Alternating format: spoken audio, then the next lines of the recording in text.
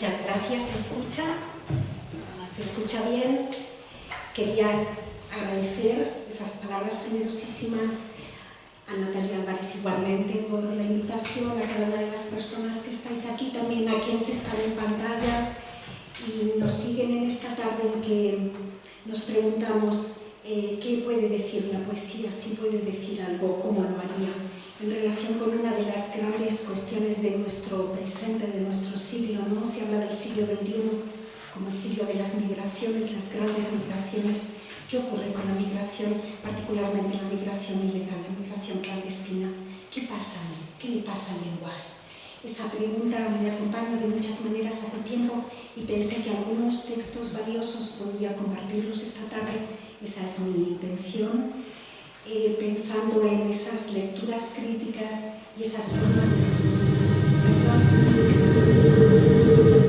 No era eso lo que quería hacer, eso sí, un poquito más tarde. Sí, vale, entonces voy pasando con este, ya está. Varios materiales, como decía, que nos van a llevar a diversos acercamientos. Nos vamos a centrar en la última década, los últimos 10 años, pero claro, esta cuestión es mucho más abarcadora y mucho más grave. De todas maneras, me parecía necesario acotar. Lo titulé Lecturas críticas y formas contemporáneas y pensé, ¿cómo empezar? Bueno, reconociendo que la cuestión de la migración está presente para la poesía de múltiples formas. Y en un escenario relativamente reciente, dentro de lo que llamaríamos contemporáneo, un poema de Bertolt Brecht, esta es la versión que hizo José Luis Gómez Toré, sobre la denominación de inmigrantes. Siempre me pareció falso el nombre que nos dieron, emigrantes. Eso quiere decir expatriados, pero nosotros no abandonamos una patria por decisión propia, escogiendo otro país.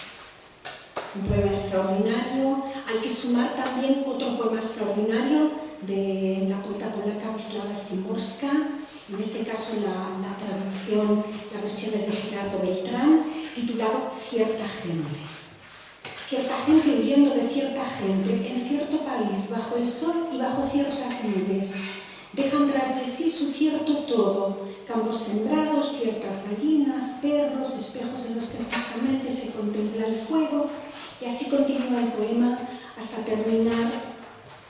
No estaría mal una cierta invisibilidad, una cierta parda pedregosidad y aún mejor, un cierto no haber sido por un tiempo corto o hasta largo. Algo ocurrirá todavía, pero ¿dónde y qué? Alguien les saldrá al paso, pero ¿cuándo? ¿Quién? ¿De cuántas formas? ¿Y con qué intenciones?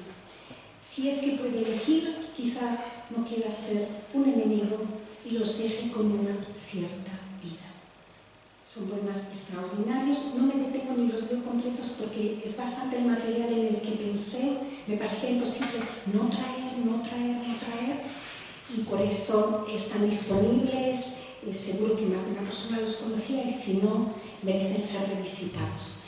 Ya en el ámbito hispánico, en un marco relativamente próximo a nosotros, cuando la uruguaya Premio Cervantes, Cristina Peri Rossi, se exilia de su país, tiene que abandonar su país por razones políticas y publica en Barcelona el Lumen este libro, Descripción de un naufragio.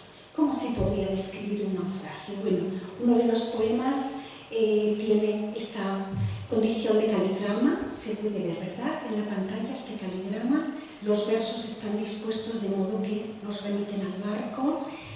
¿Por qué? Porque el lenguaje tendrá que explorar posibilidades y caminos, sean los relativos de los que hablaba Wisława Szymborska, sean las imágenes. Podríamos estar remontándonos a las últimas décadas con muchas obras, pero como digo, me interesa pensar que pensemos juntas los últimos 10 años, digamos 2015, 2025 si pudiéramos, porque hay una crisis migratoria en el Mediterráneo en 2015 muy grave, pero este fenómeno ni mucho menos es de esa fecha, es muy anterior, ¿no? Por lo menos se sitúa en el siglo XXI claramente. Las obras que yo voy a plantear sí que tienen este marco cronológico, me parecía que de esa manera podíamos tal vez ver relaciones, ver flujos, ver cuestiones que estaban dándose en común. También el arte lo ha explorado de modo muy importante la costarricense, la escultora costarricense Ingrid Ruderman. Lo traigo aquí, no es una escultora muy conocida fuera del ámbito centroamericano, pero la traigo aquí porque lo que ella hace me parece que señala cuántos caminos puede abrir el arte. Podemos ver esa escultura, ¿verdad? Hacia el lado unos mappings, son mapas, ¿no? De modo artístico. ¿Qué es lo que ella está haciendo? No sé si se puede ver. A la izquierda es la pieza escultórica, a la derecha es el mapa. Es un mapa que corresponde al Golfo de México, Centroamérica, el viaje de quienes cruzan por Centroamérica hacia Estados Unidos. Lo que ella hace, se pueden ver detrás los mapas, ¿verdad? Y delante las esculturas. Bien, lo que ella hace es lo siguiente. Esos mapas grandes, la vemos subida a una escalera, las rutas migratorias que ella señala las más peligrosas. En este caso se puede ver a la derecha, arriba, con una especie de estrella que no está cerrada del todo en azul. Eso corresponde a Venezuela, uno de los países con una migración ilegal más grave, como sabemos. ¿Qué es lo que ella hace? Un libro, lo podemos ver a la izquierda abajo, es la portada de ese libro, en el centro es la pieza escultórica que corresponde a la misma figura. Lo que ella trabaja es con los mapas que corresponden a esas rutas clandestinas a partir de las esculturas. Y aquí tenemos ese trabajo, tanto para África como para América, también para Europa. Es una exposición que ella está preparando para 2025, los museos del Banco Central de Costa Rica. Todas esas piezas, cada una de ellas corresponde a una de las rutas clandestinas en el mundo y están elegidas por su peligrosidad, por su nivel mortífero. Ahí está también nuestro mar Mediterráneo. ¿Cómo leer? ¿Cómo acercarnos? Bueno, yo pensaba que podría ser útil traer un libro que quizás algunas personas conozcan, pero a lo mejor no todas, que está en abierto y que recomiendo mucho, titulado Fascismo de baja intensidad, de un gran poeta español llamado Antonio Méndez Rubio, uno de los grandes pensadores de la cultura contemporánea, profesor de Valencia, de la Universidad de Valencia, un poeta muy notable, con libros en Vaso Roto, en otras editoriales. Sé que José Enrique Martínez acaba de hacer una reseña sobre su última producción poética, Fascismo de baja intensidad. Lo traigo aquí porque me parece una reflexión muy valiosa, porque esa segunda edición está en abierto en la página de La Vorágine, que es una editorial crítica de Santander. Toma su nombre de la novela del autor colombiano Rivera, José Eustacio Rivera, Fascismo de baja intensidad. A lo mejor hoy el fascismo ya no es de baja intensidad, pero en 2015, que es la primera edición de este libro, tal vez sí. La primera edición 2015, la segunda, que es la que está en abierto 2020, acaba de publicar el autor la Reload, la revisada 2023. Bien, ¿qué hay en este libro? Hay muchos elementos. Hay una propuesta de cuestiones, lo que Antonio Méndez Rubio llama fascismo ambiental. Y a la pregunta de cómo debe ser el lenguaje, qué le ocurre al lenguaje en nuestra época, él dice, o qué nos definiría como humanos, él plantea algo que me parece extraordinario. Nos debemos a una vida en común, nos comunicamos de una forma hasta cierto punto imprevista, creativa, libre. Esa creatividad, esa libertad, eso imprevisto. Es decir, no se trata de que, bueno, una muy buena intención, una preocupación de ciudadano o de ser humano en relación con un tema se traslada sin reflexión, sin creatividad, sin este elemento imprevisto, sin ese elemento libre al arte, porque no funciona. Eso corresponde al ámbito, ¿no?, del eslogan, de la consigna, pero creo que no de la poesía, al menos de la que más merece la pena, que es la que traigo aquí. En una de las entradas de Fascismo de baja intensidad señala esto Antonio Méndez Rubio.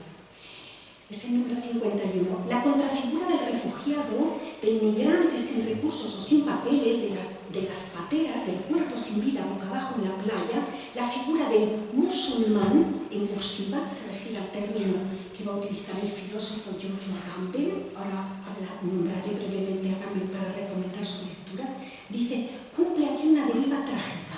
que se cruza con la parte más sórdida e intratable del Holocausto. ¿Qué hace el Holocausto aquí? Bueno, lo que dirá Antonio Méndez Rubio es que no se trata de comparar o identificar lo que pasó en los campos de exterminio, el lager, modelo lager que dice ahí, y los campos de internamiento, por ejemplo, de refugiados, pero sí de ver que hay ciertos elementos que son comunes y que participan de lo que él señala como familiar indiferencia social ante la explotación, que sería una de las características de nuestro tiempo, la indiferencia ante el sufrimiento ajeno, la imposibilidad o gran dificultad de ver el rostro humano en aquellos, por ejemplo, pobres. De ahí que Adela Cortina haya propuesto ese término aporofobia, ¿no? El odio al pobre, que definiría uno de los nombres, sería uno de los nombres de nuestra época. Entonces, Antonio Méndez Rubio señala este elemento de esa continuidad, aunque desde luego no es directa, ¿no? Sino que está modulada, está matizada, pero es necesario ver cómo hay ciertos vasos comunicantes. Y él termina esta entrada de fascismo de baja intensidad hablando de cifras que son conocidas. Según ACNUR, esto es de 2020, un mínimo de 3.500 personas perdiendo la vida durante un periodo en el Mediterráneo, y esa frontera invisible norte-sur que permite pensar desde luego en desastre migratorio. Y él se pregunta, ¿crimen migratorio? Es una pregunta que él deja ahí para que nos incomode lo suficiente. Antonio Méndez Rubio, antes de Fascismo de baja intensidad, había publicado La desaparición del exterior, Cultura, crisis y fascismo de baja intensidad en 2012, y luego Suban a bordo, un libro de 2017. Es decir, él como filósofo, como pensador de la cultura, lleva mucho tiempo preguntándose cuáles son los nombres y cuáles son los elementos que definen nuestro presente. Y él, hemos visto que hace referencia a Agamben, a Giorgio Agamben. El término musulmán que aparece ahí tiene que ver con esta obra. Giorgio Agamben es un extraordinario filósofo italiano, uno de los que más ha trabajado acerca de la cuestión de las migraciones, de lo que significa, cuál es el estatuto filosófico, pero también en términos humanos, ¿no?, de quien migra. Y queda en eso que llamaríamos de pronto que tierra de nadie, campo de refugiados, frontera. Hay un libro de Giorgio Agamben que es necesario a este respecto, que se titula Lo que queda de Auschwitz, el archivo y el testigo. Es un libro del año 2000, está publicado en Pretextos. ¿Y qué dice ahí Agamben?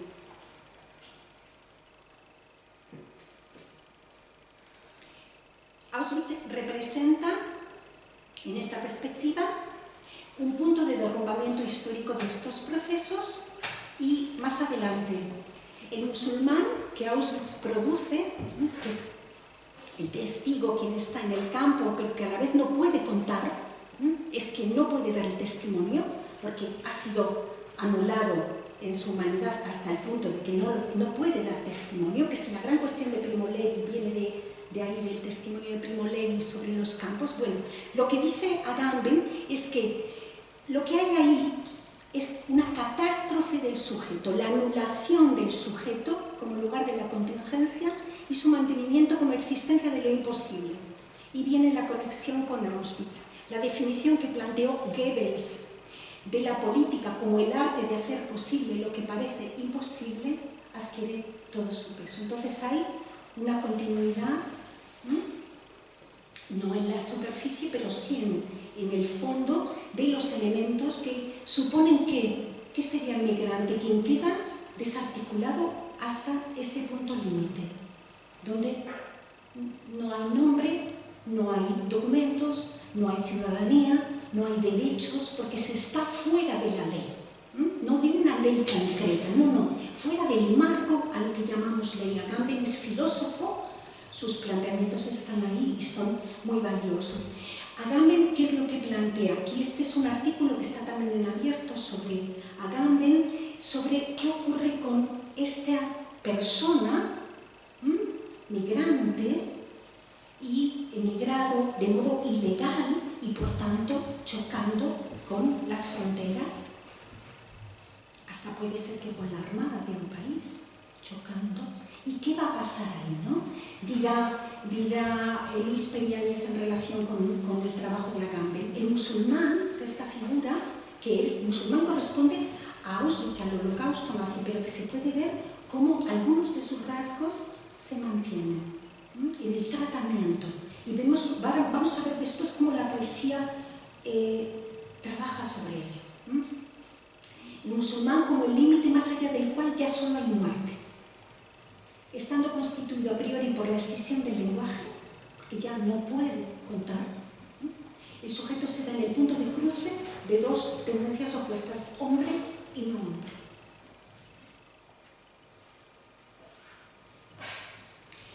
Otro trabajo, a propósito de Agamben, de Mauro Benente, nos lleva a otro filósofo, Zygmunt Bauman, que también ha trabajado la figura del refugiado. Aquí está Archipiélago de excepciones, este libro de Zygmunt Bauman. ¿Qué dice Bauman? Que los refugiados se encuentran en un espacio sin ley, pero no una ley concreta, sino que están fuera de la ley como tal. No, están en el territorio de la excepción. Y ahí, cuando entra la excepción, dirá Agamben, es cuando se puede estar poniendo en marcha toda una maquinaria que puede ser represiva, que puede ser de destrucción.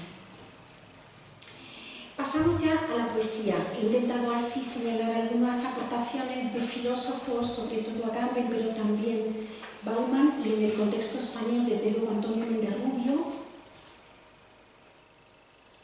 que son, me parece, nombres a los que acudir para que nos incomoden, para que nos hagan pensar fuera de aquello a lo mejor en lo que habitualmente podemos estar moviéndonos. Y vamos a la poesía del siglo XXI. Este libro también está en abierto, es extraordinario, se titula Materia frágil, lo preparó la poeta y profesora de la Universidad de Granada, Erika Martínez, iberoamericana, y se refiere a la poesía española e hispanoamericana del siglo XXI. Ella habla de dos características que me parecen muy importantes. Una es la feroz heterogeneidad. O sea, intentamos ver cómo nos referiríamos a todo este conjunto. Pues quizás aceptando que hay una heterogeneidad que es feroz, es decir, que necesitamos abrir muchas calas, muchos espacios de trabajo, porque es muy amplio y diverso también e interpelador lo que tenemos delante. Y otro elemento que ya señala, una sintaxis material que se estaría dando, la importancia de lo material, por ejemplo, del cuerpo, de los cuerpos. Y nos pone de manifiesto una cuestión. Si decimos poesía y migración, tal vez pensemos rápidamente en lo que yo decía, alguien que desde la mejor intención, por ejemplo, piensa que ella ha escrito un poema para transformar la situación. Bien, tendremos que preguntarnos acerca de la poesía. Ella nos advierte en relación con dos grandes polos con respecto a los que a veces se piensa la poesía como burbuja alejada de todo, no quiere estar nada en el mundo, o la poesía como espejo, refleja directamente. Bueno, ninguno de los dos polos nos permite, creo, con ella, entrar adecuadamente en lo poético. En este prólogo de Erika Martínez, que se titula Hacer aguas o la materia decible del poema en América Latina y España, lo que ella señala es los puntos débiles de los poemas y cómo el poema tiene que decir más de lo que pretende su claridad expositiva, que hay un exceso que no puede reducirse, que no se trata de que el poema va a decir cuántos murieron y dónde murieron. Este es un reportaje, es un informe de Amnistía Internacional o de ACNUR, pero el poema está trabajando en otro lugar. Eso es lo que creemos, ¿no? Y vamos a ver qué ocurre ahí con las palabras. Entonces, como ese exceso que no se puede reducir, que hace aguas, y vamos a entrar rápidamente en qué sería hacer aguas. Y ahí estaría la fuerza del poema, cuando dice más de lo que podemos llegar a reducir en un análisis, en un comentario. Por eso los profesores de poesía, de literatura, somos tan felices, porque no hay ninguna de las clases que podamos dar que agote ningún texto. No va a quedar ahí esperando, abierto a quien quiera acercarse, ¿no? Dice Erika Martínez, un poema siempre se está extralimitando. Su acción boicotea la lógica del sentido que impera en la comunidad consensual. El poema nos saca de nuestro lugar, nuestros lugares, se extralimita. Veremos cómo puede ocurrir esto en relación con lo que estamos planteando. Y ella remite, aquí traigo otro filósofo, a Derrida, Jacques Derrida, leer lo ilegible. Es una entrevista que se le hizo a Derrida acerca de qué leemos. Y él dice algo muy importante. Yo no sé si hay personas en la sala que tengan esta experiencia. A mí me ocurre muy a menudo. No, es que la poesía no la entiendo. Y yo siempre pienso y digo, pero es como la música. La música, tú puedes, o sea, el verbo entender no es suficiente. Solo es una parte de todo lo que ocurre. Porque yo la música, ni la clásica ni la contemporánea, el verbo entender no me permite llegar. Es otra cosa, es sentirla, es vivirla, es que me atraviese, es que me acompañe, ¿no? Que quede tatuada en mí de alguna manera. Pues eso es la poesía. Entonces, lo que dice Derrida aquí es justamente eso. Dice Derrida, en general se piensa que leer es descifrar. Cuando alguien dice no leo poesía porque no la entiendo, es porque piensa que cada palabra equivale a otra cosa que habría que sustituir y entonces todo quedaría... No es eso. Es una experiencia del lenguaje donde es el lenguaje el que tiembla o golpea o muere o vive y nosotros con él. Entonces leer no es descifrar en el sentido de atravesar marcas para llegar, ¿no?, al final de una meta, no. Dice Derrida algo que me parece importantísimo. En la lectura lo ilegible aparece como legible. Pero en la lectura, ese momento en el que estamos leyendo y lo que leemos desborda o supera o excede, pero hay un momento en el que sentimos que se abre una línea, una vía de sentido, una posibilidad, ¿no? Esa aspiración a lo ilegible en lo legible. Bien, son cuestiones que los filósofos han trabajado, pero creo que para la poesía nos permite pensar en todo eso que ocurre, que nos ocurre. Porque hablábamos de hacer aguas, vamos a entrar en el agua. Y lo vamos a hacer con Raúl Zurita, no sé si lo conocen, ¿lo conocéis? Uno de los poetas más grandes de nuestra lengua, chileno, Premio Reina Sofía de Poesía Iberoamericana, con obras que son verdaderamente impactantes, pero aquí traigo una titulada El mar del dolor. ¿Qué es el mar del dolor? Aquí está Zurita y esta obra de 2016. ¿Esto qué es? Esto es una nave en la India, donde una bienal de arte, donde invitaron a Zurita a una bienal de arte, una nave de 35 metros de largo por 9 de ancho, con versos colocados en las paredes y que el poeta pidió que inundara con agua. De manera que para leer los poemas necesariamente hay que entrar en el agua. Y además, dice Zurita, todos los mares están comunicados, el agua está comunicada toda ella. Es decir, finalmente es el Golfo de México, el agua del Golfo de México, ¿verdad? Pero también del Caribe, pero también es el Mediterráneo, o también es el Atlántico, el mar del dolor. ¿Cómo empieza esta obra? Tenemos un poema dedicado a Galip Kurdi, hermano de un niño llamado Aylan Kurdi, cuya fotografía no voy a mostrar porque fue viralizada hasta la náusea, la fotografía de un niño que queda ahogado, un niño de una familia turca que queda ahogado en las playas del Mediterráneo, que parece colocado como si fuese cinematográficamente.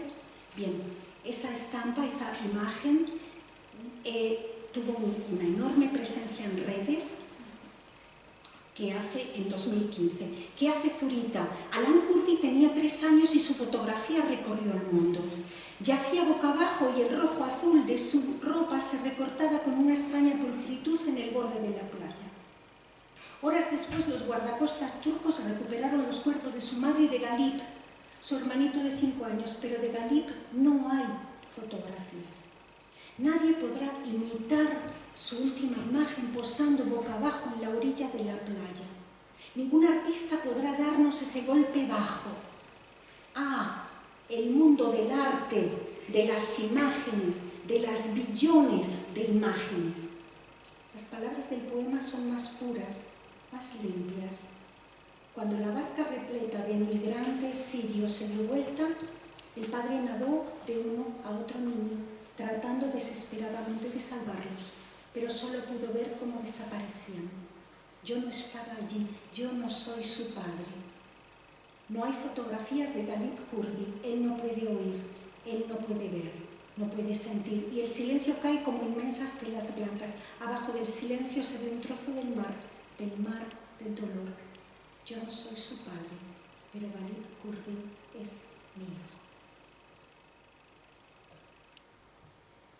No me escuchas, no me miras, en el mar del dolor.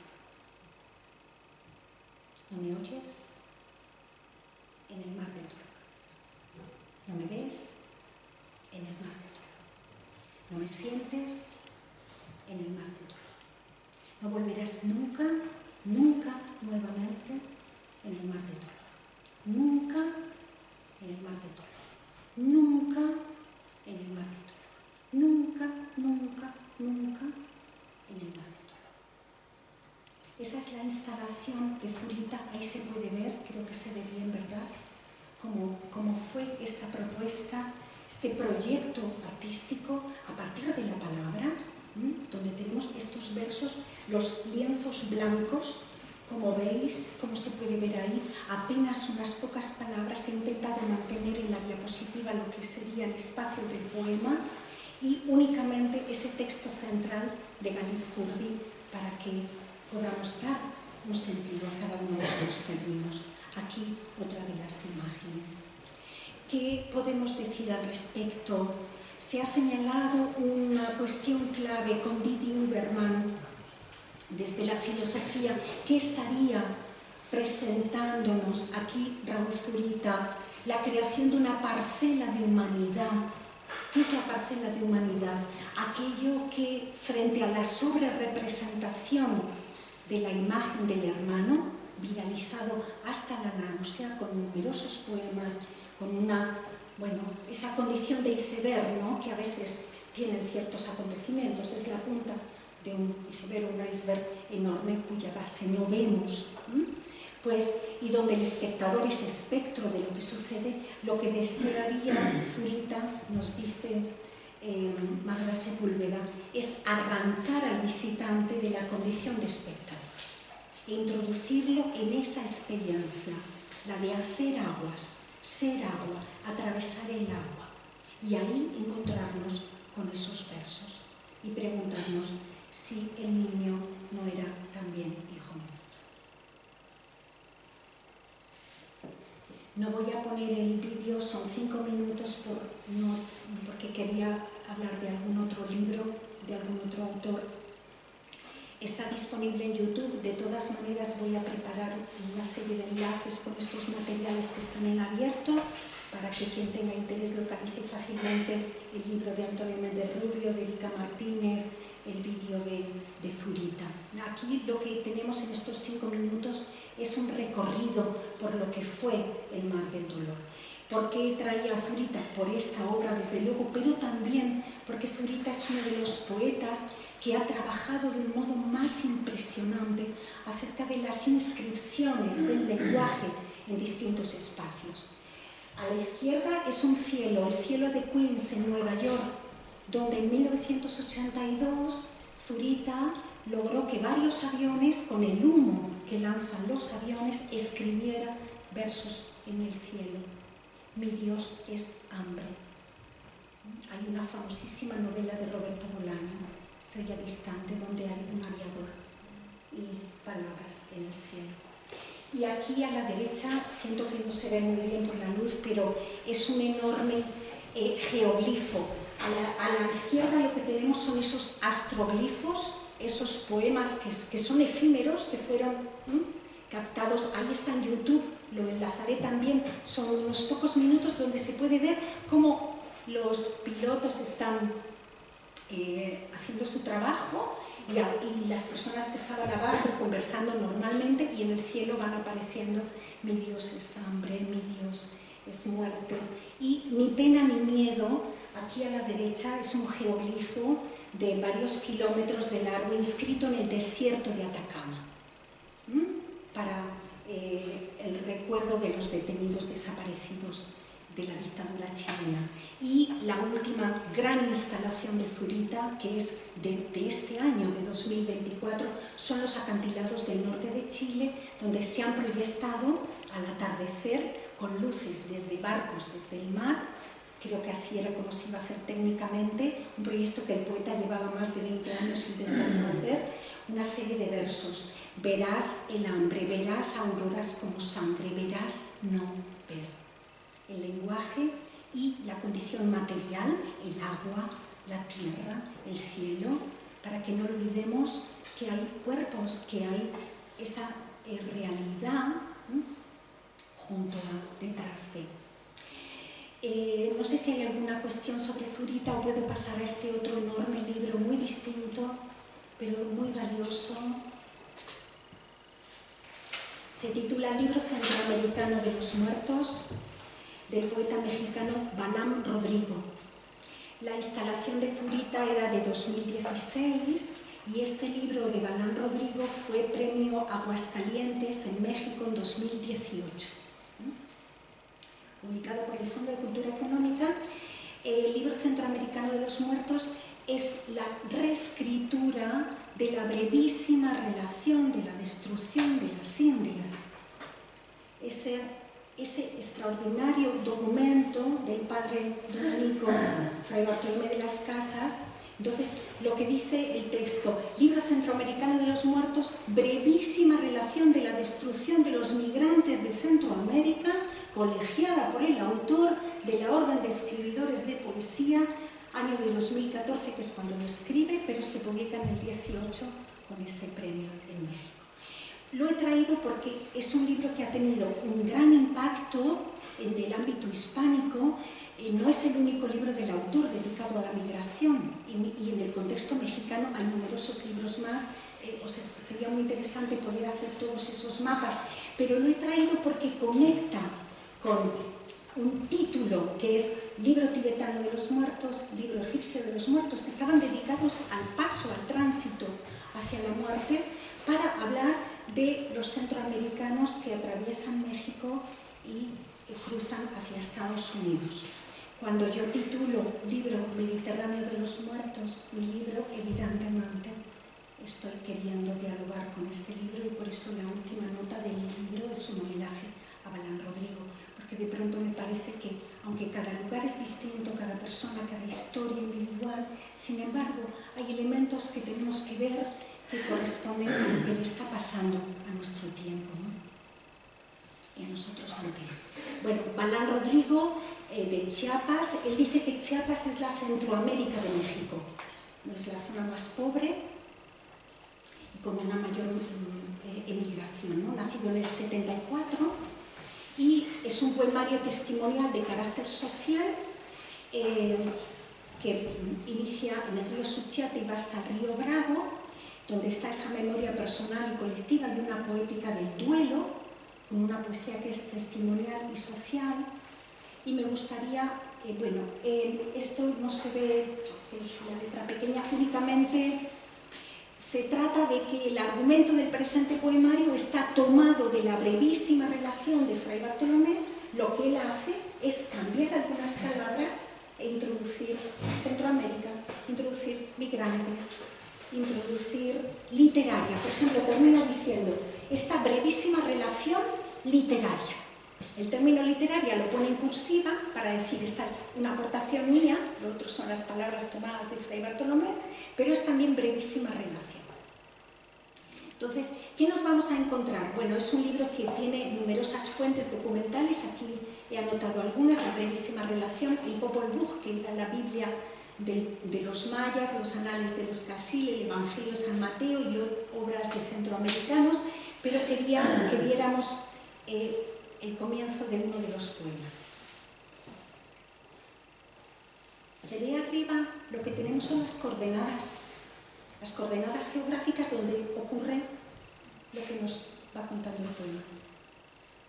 Nos da la ubicación, Suchiate, Chiapas, y voy a leer, el poema es más extenso, pero creo que vamos a poder ver cómo se va produciendo ese diálogo de capas temporales, para decir, bueno, nosotros vinimos aquí y esta es nuestra historia concreta, ¿no?, de 2016, 2017, 2018, pero todo lo que arrastramos también, y el lenguaje dirá con nosotros todo esto que ha ocurrido. Suchiate, Chiapas. Este es el origen de la reciente historia de un lugar llamado México. Aquí migraremos, estableceremos la muerte antigua y la muerte nueva, el origen del horror, el origen del holocausto, el origen de todo lo acontecido a los pueblos de Centroamérica, naciones de la gente que migra. Vine a este lugar porque me dijeron que acá murió mi padre en su camino hacia Estados Unidos, sin llegar a ver los dólares ni los granos de arena en el desierto. ¿Alguien reconoce el comienzo de una novela aquí? Vine a este lugar porque me dijeron que acá murió mi padre, que es Comala de Pedro Páramo, Comala de Pedro Páramo. Comala es el pueblo, Pedro Páramo de Juan Rulfo. La novela no es Comala, Comala es el lugar, la novela es Pedro Páramo de Juan Rulfo. Vine a este lugar porque me dijeron que acá murió mi padre en su camino hacia Estados Unidos. De pronto, la historia de la literatura mexicana se transforma para que tengamos la figura de Rulfo con este personaje increíble que fue Pedro Páramo, migrando hacia Estados Unidos. Pero antes, aquí migraremos, estableceremos la muerte antigua y la muerte nueva, corresponde a los textos, a los cantares mexicanos, ¿no?, los textos que están recogidos del mundo prehispánico. Son numerosísimos los guiños, los cruces de tipo intertextual. Hay un ejemplo extraordinario, porque el poema es largo, continúa aquí, lo copiaré y lo pasaré para que se pueda leer con calma. Dice el poema: 2 fichas de cerveza Gallo pusieron en mis ojos. 2 fichas de cerveza Gallo, que es el nombre de la cerveza, pusieron en mis ojos. Como hacían los romanos, de poner las monedas para que se pudiera pagar al barquero, a Caronte, aquí la cerveza que se ha estado bebiendo, la ficha. Entonces, las resonancias son numerosísimas y lo que está haciendo, ahí continúa. Fijaos cómo termina, fíjense cómo termina este poema: bienvenidos al abierto culo del infierno.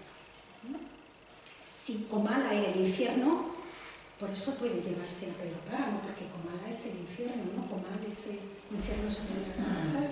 Lo que pasa es que este es el infierno del siglo XXI, ¿no? Mucho más violento, creo, aún, que el que retrató Rulfo. El libro es extraordinario, como digo, porque construye distintas voces, porque hay numerosos recursos documentales por las coordenadas geográficas, porque además se inserta dentro de un conjunto de textos muy potentes que en la literatura mexicana han estado y están dando cuenta de lo que significa esa migración clandestina. Aquí a la derecha pongo algunos títulos de interés. Y me daría tiempo para un último libro, ¿sí? Bueno, porque es con el que quiero terminar. En este caso nos vamos a un poeta español. Hemos tenido a Zurita, chileno, es uno de los autores mayores de la lengua, con esa instalación El mar de Tolote en el 16. Hemos tenido al mexicano, al chiapaneco Balán Rodrigo, con este libro del 18, y Ernesto García López, con su libro Los afectos, publicado también en el 18, el mismo año del libro centroamericano de los muertos. Es un libro que está publicado en Barasek y me parece, bueno, aquí anoto algunos otros libros del autor, madrileño, nació en el 73, prácticamente es coetáneo de Balán Rodrigo, y hay dos partes en el libro. Entonces vamos a ver uno de los poemas de la primera parte, que siempre tienen una estructura que se va repitiendo. 2 puntos, datos informativos, un epígrafe de Eliot, poemas y notas numeradas al final. ¿Por qué lo traigo aquí? Bueno, este libro, Los afectos, se plantea en la primera parte como si fuera un diario con una serie de notas que están indicando la crisis migratoria de 2015 en concreto. Están refiriéndose desde agosto hasta septiembre de 2015. Lo que pasa que hay de pronto algún flashback, y este es muy interesante porque nos lleva al año 44. Bueno, ¿por qué el año 44 este flashback? Judíos de la vieja ciudad de Rodas que son llevados en barco. Todavía no había terminado la Segunda Guerra Mundial, estamos en pleno Holocausto. Entonces, estos judíos llevados en barco desde la ciudad de Rodas son llevados hasta Auschwitz, y varios de ellos se toman una fotografía, varios de ellos se conserva una fotografía.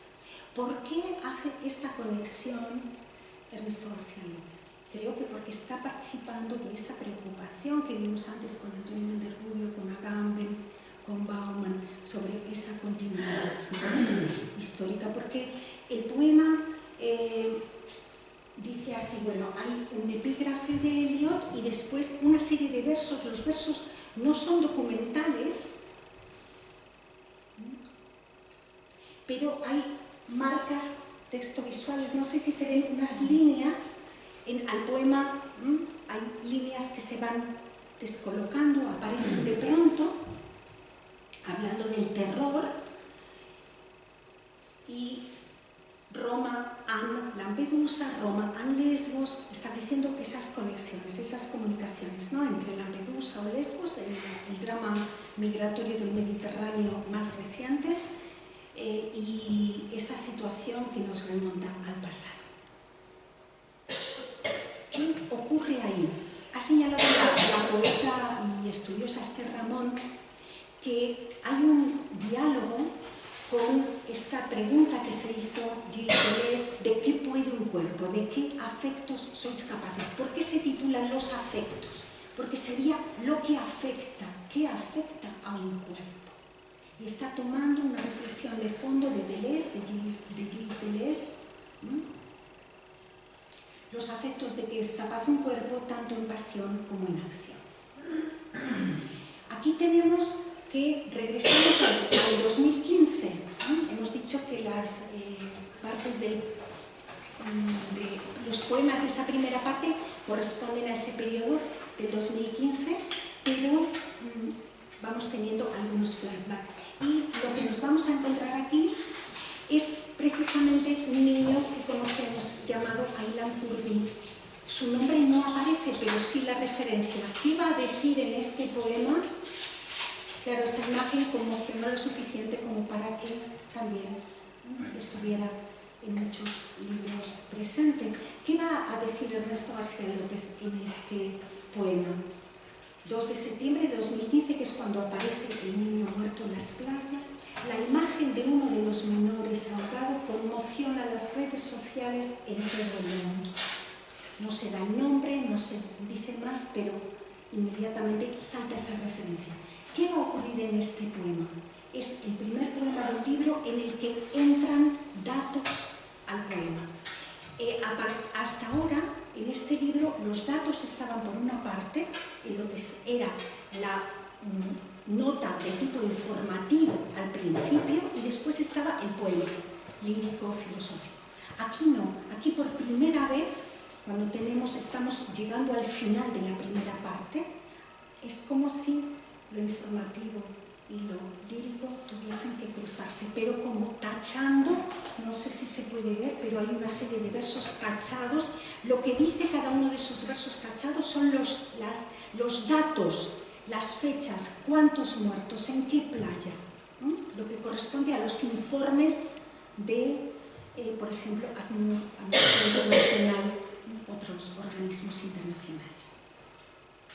Y se puede ver ahí ese trabajo con la logofagia, con este planteamiento que tú Blesa desarrolló acerca de todos los recursos que suponen el borrado del texto, en lugar de su aparición, su borrado, pero que también es muy significativo, ¿verdad? Y voy ya terminando, porque este poema, referido indirectamente al niño, a cuyo hermano le dedica Zurita el texto que veíamos antes, concluye así.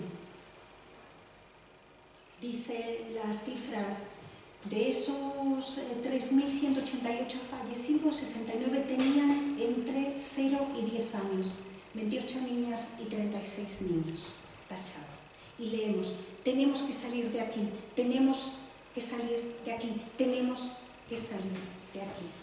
Que me parece que es un diálogo muy potente de Ernesto García López con un poema de Pablo Neruda. Explico algunas cosas dedicado a la Guerra Civil Española.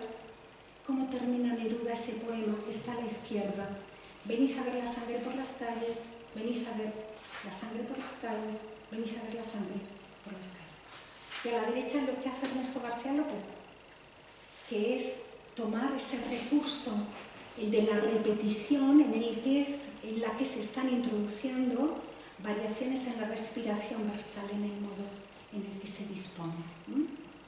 Así que los ecos están llevándonos hacia atrás, hacia adelante. Y ya acabo, para si hay preguntas, comentarios, con la segunda parte de este gran libro, Los afectos de Ernesto García López, hacia la gran cúpula.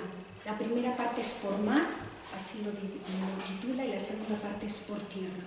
He puesto en dos colores, el verde y el negro, y he marcado en rojo la línea vertical. Así es el poema, pero sin los colores.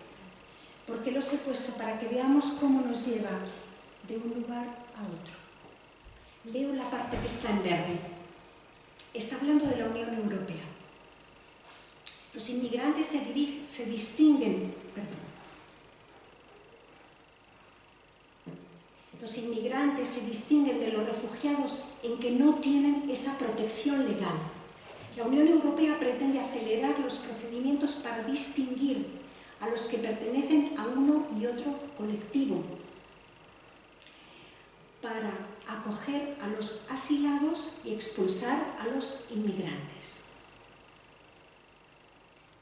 Barra vertical. Los campos de concentración nazis poseían un sistema de marcaje de prisioneros basado principalmente en triángulos invertidos. Y a partir de ahí, el texto lo que hace es recordar cada uno de los colores con que se distinguía cada una de las poblaciones que eran consideradas no humanas, ¿no? Por debajo de lo humano. Y por tanto, objeto de eso que se llamó la destrucción total, ¿no? La solución total. Dice Antonio Méndez Rubio que hay que prestar mucha atención a las palabras que cada época considera fundamentales y que en el periodo nazi la palabra total, solución total, fue definitiva. Así que esa continuidad que estábamos viendo para la filosofía, que estábamos viendo en algunos elementos que denuncian organismos de derechos humanos, puede estar cobrando presencia para el lenguaje político. ¿Qué se pregunta Antonio Méndez Rubio, Ernesto García López en relación, me parece, concomitante, porque la crisis es el mismo año, pero el libro es un poquito posterior, el libro de Ernesto García López. ¿Qué se está preguntando? Verano de 2015, crisis de los refugiados en el Mediterráneo. Todos los periódicos se hacen eco de las noticias que llegan de las costas turcas, de las islas griegas, de los pasos de frontera en los Balcanes y Europa Central. ¿Puede la poesía construir un espacio político de la lengua que indague este acontecimiento histórico?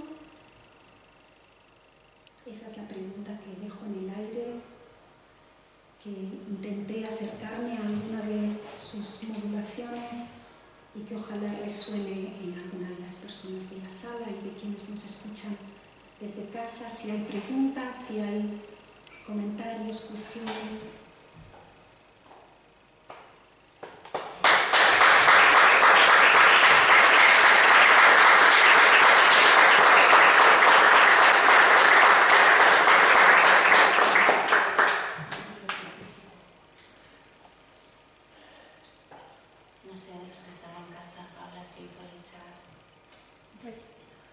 María Ángeles. Yo por la mañana cuando cerré dije, por la tarde con mucha energía, pero yo creo que es un, ¿no?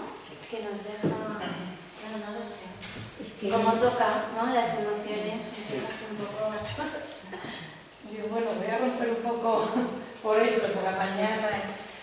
Yo creo que no es que debe, es que sería la obligación, porque pienso que en literatura ha de quedar constancia, porque bueno, las palabras se las lleva el viento, las imágenes pues puede abrir muy poderoso resetear y antiguamente pues aunque quemaban bibliotecas algunas cosas se salvaron y pienso que lo escrito puede ser más perdurable que incluso lo digital, por mucho que se proteja, porque yo estoy convencida que en un futuro lejano, cercano, va a haber una distopía y toda la nube se va a ir a tomar vientos. Entonces yo sigo conservando como la antigua usanza, me gusta escribir a mano, me gusta leer el papel, cuando venían los libros digitales, esto es la hecatombe, todo va a ser... Y yo creo que no, que se siguen vendiendo libros en papel. Y por ejemplo esto de... Es que es duro, no sé tampoco cómo afrontarlo, porque esas fechas aquí en España también hubo una crisis muy potente, hubo incluso también desahucios, entonces era como una locura interna, externa, eran pobres en el territorio, gente fuera, todos fuera de sus hogares, de sus casas, porque los inmigrantes no dejan de ser también muy duro para ellos, dejan atrás todo su mundo para buscar un porvenir y una vida mejor para ellos y para su futuro. Yo, por ejemplo, cuando veo esas imágenes me planteo que esta gente está en una aventura incierta, adentrándose en un mundo hostil, sin saber, es que, bueno, es totalmente heroico, es una odisea terrible. Entonces, yo creo que se debe, vamos, como obligación de personas con sensibilidad o con humanidad, se debe de plasmar que menos, si no dejaremos de ser humanos. La pregunta por la humanidad es tan significativa, ¿verdad? Tan relevante. Yo pensaba ahora que nadie deja su casa, su lengua, su tierra a los suyos, ¿no? Es una constante que está en las obras, no los deja por un capricho. Es mucho más lo que pierde, ¿no? Y ahí es tanto que para poner la vida en juego, sabiendo que se pone la vida en juego, que en este caso en Mediterráneo, pero hablamos de algunas zonas del mundo, esas rutas clandestinas que esta escultora costarricense está trabajando, ¿no? Que son de los espacios más mortíferos del mundo, donde además la vulneración de derechos es verdaderamente grave y hay toda una serie de estratigrafía social al respecto que es durísima. Pero a mí siempre me gusta pensar en esa canción de Jorge Drexler que dice: yo no soy de aquí, pero tú tampoco. Cuando canta Drexler, ¿no? Es decir, que todos somos, dice, padres, hijos, nietos y bisnietos de migrantes. O sea, la migración está asociada por razones graves, ¿no? a la pobreza, a la dificultad de distinta índole, razones políticas, guerras, desastres climáticos, y pensar cómo se responde, a mí me parece muy importante, y sobre todo que la lengua no queda indiferente, pero en el sentido de que la propia lengua es trastornada, ¿no? Lo que decía Erika Martínez, ¿no? En esa feroz heterogeneidad a la que ella se refiere, es la propia lengua la que queda en situación de desacato, de límite, de fuera de. La propuesta de Zurita es potentísima, como hemos podido ver, pero algunos otros libros están... Migrante, de Giovanni Collazos, bueno, no me he podido referir por cuestión de tiempo, pero es valiosísimo pensar en libros escritos por migrantes. Tenemos, por ejemplo, en España viviendo una comunidad importantísima de migrantes de numerosos países, ¿no? Y escribiendo. Giovanni Collazos peruano con el libro Migrante. William González Guevara, nicaragüense, con un libro que fue premio Hiperión, Inmigrantes de Segunda, porque él es la segunda generación, ¿no? ¿Y qué ocurre ahí? Entonces, son numerosos los perfiles, los ámbitos que podemos ver, pero a mí lo que me preocupa enormemente es el modo en el que el propio lenguaje y todo lo que se asocia a él va devaluando, por ejemplo, la cosificación, la destrucción, el término mena. Cuando se dice mena, ¿alguien se acuerda de que hay un menor dentro de esa palabra? O sea, es un menor no acompañado, quiere decir solo, quiere decir que habrá en la sala quienes son hijos o padres y podrán imaginar un hijo solo. Eso es una forma de cosificación, destrucción, anulación de lo humano que está ahí. Y eso nos rodea. Pero quien dice eso puede ver numerosos ejemplos más, ¿no?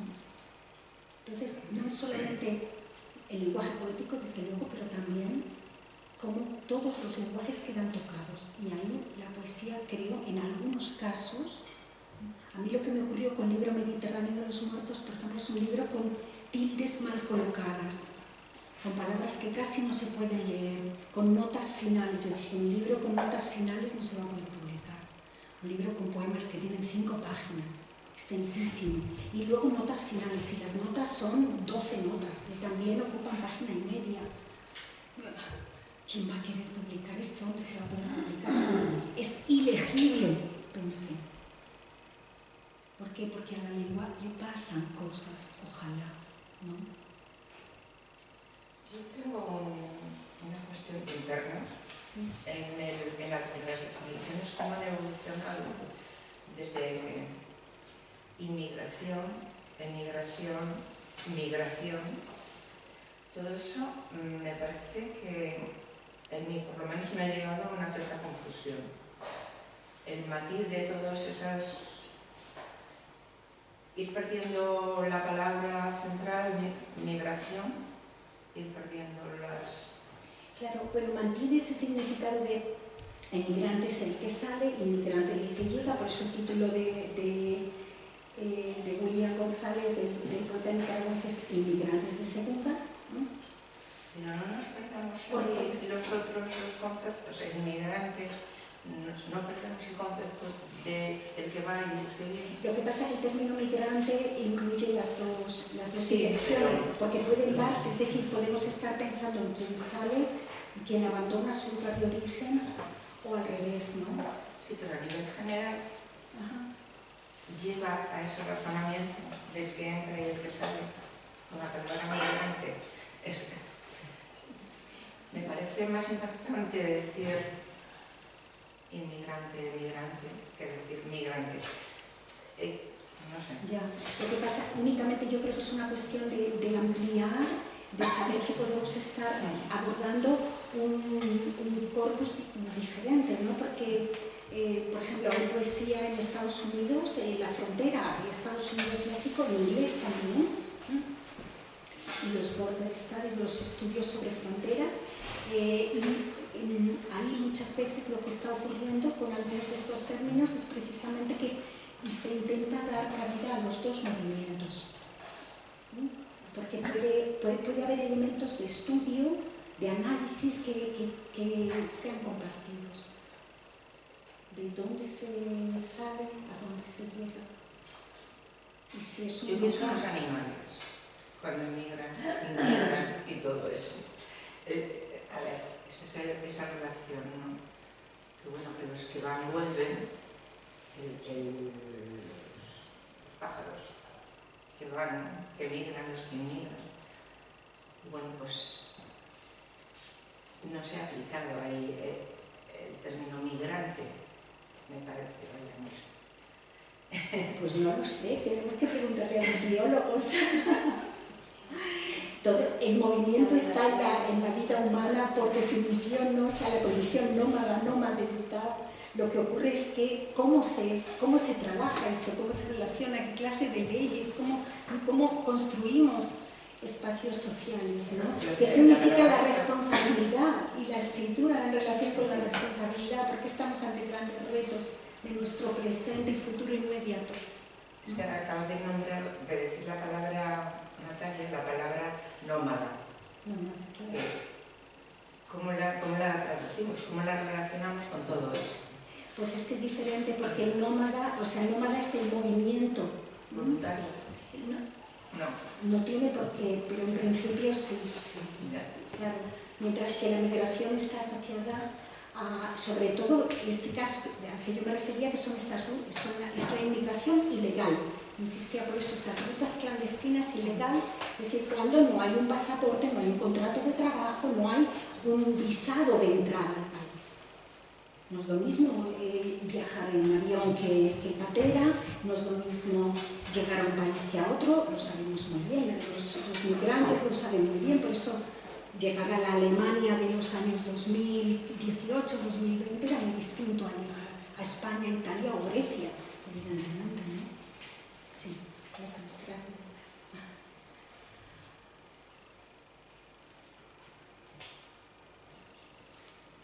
No sé si sería mucho pedirte que leyeses algún fragmento, ¿no quieres? Sí, no, que no es mucho pedir. No sé si tienes el libro a mano o te lo... No, había preparado un poema, lo que pasa es que, bueno, me parecía más importante es que no sé si se va a poder ver, va a ser muy difícil, ¿verdad? Era únicamente para ver qué le pasaba de pronto a las palabras, para que las tildes se tuvieran que colocar mal.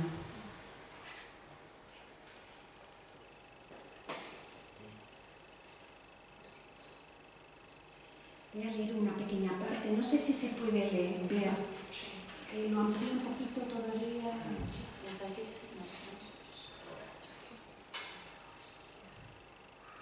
¿Ahí se puede ver? Sí. El poema se titula...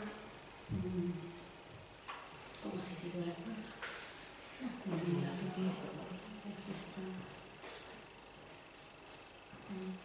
Cráneo y otros trofeos. Cráneo y otros trofeos.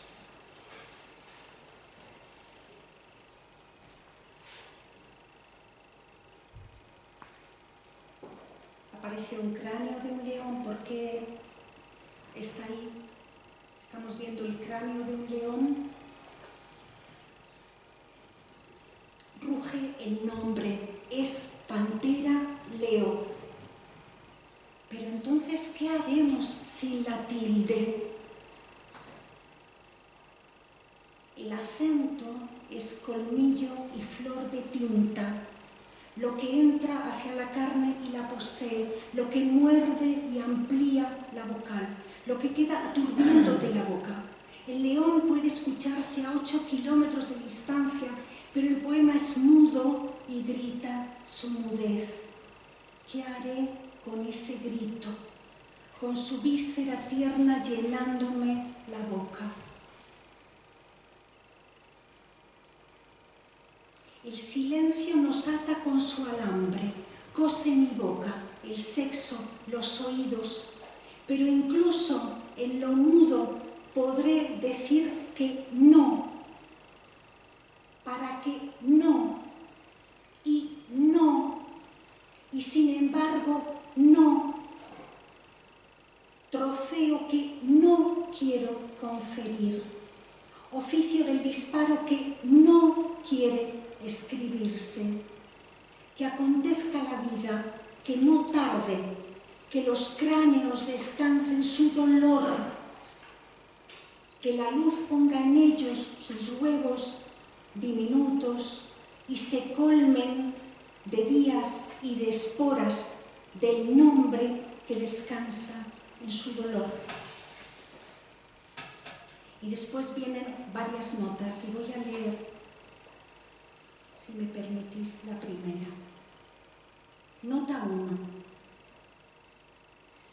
En el túbulo de huesos, la tilde es un tajo, el casquillo de bala que habrá de florecer, el regalo de la planta carnosa en el desierto, con su espina aterida de menciones.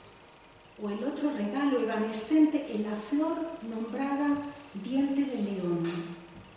¿Cómo iba a saberlo el maestro republicano Antonio Benaigues, que compró un gramófono con el acento entero y danzarín para que sus estudiantes imaginaran el mar, zona alegre y muy alta de un nuevo alfabeto sin barbarie? Cuando fue torturado y le arrancaron los dientes, ¿los querrían también como trofeo? ¿Desearon colmillos de león? ¿O creyeron que arrancaban así cada letra, cada uno de los tipos de letra de imprenta, como la que había comprado él con su propio dinero para enseñar en clase? Esas letras que habían de llevarlo hasta el mar. Gracias.